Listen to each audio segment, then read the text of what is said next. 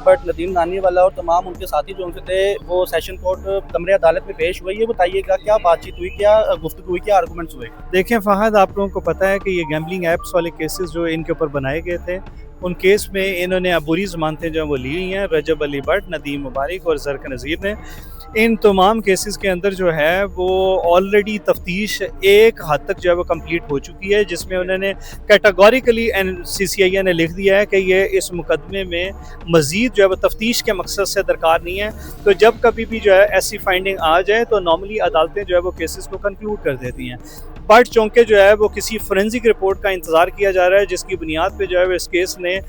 की जो इन्वेस्टिगेशन है उसकी कंप्लीशन की जो है वो कोई ताख़ीरी जो है वो हरबा इस्तेमाल हो रहा है, जिसके ऊपर अदालत ने आज फिर जो है वो तनबीह करते हुए NCCIA को ये डायरेक्शन दे दी है कि इस मुकदमे की तफ्तीश जो है वो मुकम्मल करके अदालत के सामने रिपोर्ट पेश की जाए ताकि ये मुकदमा जो है वो कंक्लूड हो सके। अच्छा सर, ये बताइएगा कि रजब भट्ट और नदीम नानीवाला और तमाम साथी यहाँ पर पेशे पर मौजूद है, लेकिन ज़रक यहाँ पर नज़र नहीं आया। क्या समझते हैं गैर मौजूदगी की क्या वजह? ज़रक की जो है वो कोई फैमिली एजेंसी थी जिसकी वजह से वो अदालत के सामने नहीं आ सका, और उसी बुनियाद पर जो है वो अदालत में एक दरख्वास्त जो है वो उसकी नॉन अपीयरेंस और जो है वो उसकी जो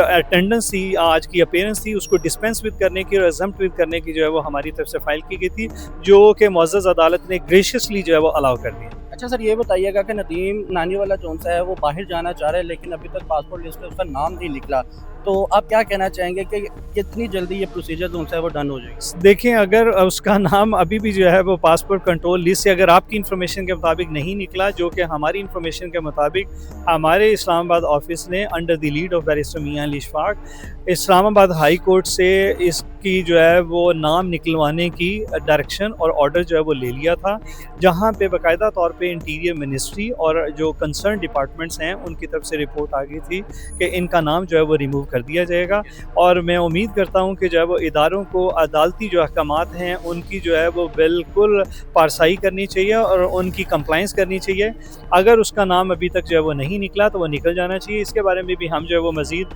मालूमात जो है वो ले लेंगे। अच्छा सर, ये बताइएगा क्या रजब भट्ट को भी जल्दी है, क्या वो भी बाहर जाना चाहता है, वो भी चाह रहा है कि मेरा लिस्ट पे नाम निकल जाए? देखें, रजब अली भट्ट का अगर आप माजी का पैटर्न देखें तो वो बिल्कुल जो है वो रूटीन में बाहर आते जाते रहते हैं। तो अगर किसी शख्स की जो है वो मूवमेंट को रेस्ट्रिक्ट कर दिया जाए, जो कि फंडामेंटली जो है और कॉन्स्टिट्यूशन में जो गारंटी किया गया एक राइट है, उसकी खिलाफ वर्जी है, सरीहन खिलाफ वर्जी है। और इस तरह के केसेस, बेबुनियाद किस्म के केसेस को जो है वो बुनियाद बना के अगर किसी का नाम डाल दिया जाता है तो ये उसके साथ इंतहाई जो है वो ज़्यादती है। उसकी भी पटिशन जो है वो ऑलरेडी पेंडिंग है इस्लामाबाद हाई कोर्ट में, और आई बिलीव कि जो है वो उसके अंदर जो मुतलका इदारे हैं उनकी तरफ से रिपोर्ट जो है वो कंप्लाइंस की सूरत में इंशाल्लाह आ जाएगी, उसका नाम भी जो है रिमूव कर दिया जाएगा। सर, आखिरी सवाल ये पूछना चाहेंगे कि कराची अदालत में भी रजब भट्ट साहब जो थे वो पेश नहीं हुए, ज़मानत मनसूख हो गई थी, और कल जो पेशी थी रजब भट्ट साहब की आयशा टिकटॉकर केस के हवाले से, तो वो भी यहाँ पर पेश ना हो सकी। आपको लगता है कि ये गैर मौजूदगी की वजह से केस हो रहा है जो सा है वो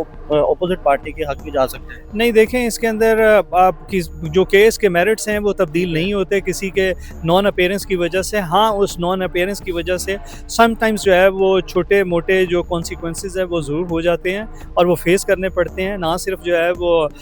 लिटिगेंट को बल्कि उसके जो है वो लॉयर को भी जो है वो उसकी हीट जो है वो बर्दाश्त करनी पड़ती है। अब बहरहाल इस के मेरिट जो है वो तब्दील नहीं हो सकते हैं। हम उम्मीद करते हैं कि मेरिटोरियसली बुनियादों पे जो है वो अगर तफ्तीश को कराची वाले केस भी और लाहौर वाले केसेस को भी देखा जाए तो बिल्कुल जो है वो इनके खिलाफ ये केसेस बेबुनियाद हैं और ये आगे बिल्कुल नहीं चल सकते। नेक्स्ट डेट कौन सी दी गई है? यहाँ पे 20 मई के लिए जो है वो इनकी अबूरी ज़मानतें जो हैं वो मौखर कर दी गई हैं, और 20 मई को हम उम्मीद करते हैं इंशाल्लाह ताला कि NCCA की तरफ से तफ्तीश कंप्लीट करके पेश कर दी गई तो हम किसी हतमी नतीजे पे इनकी जो बेल्स है वो डिसाइड करवा देंगे, कामयाब हो जाएंगे।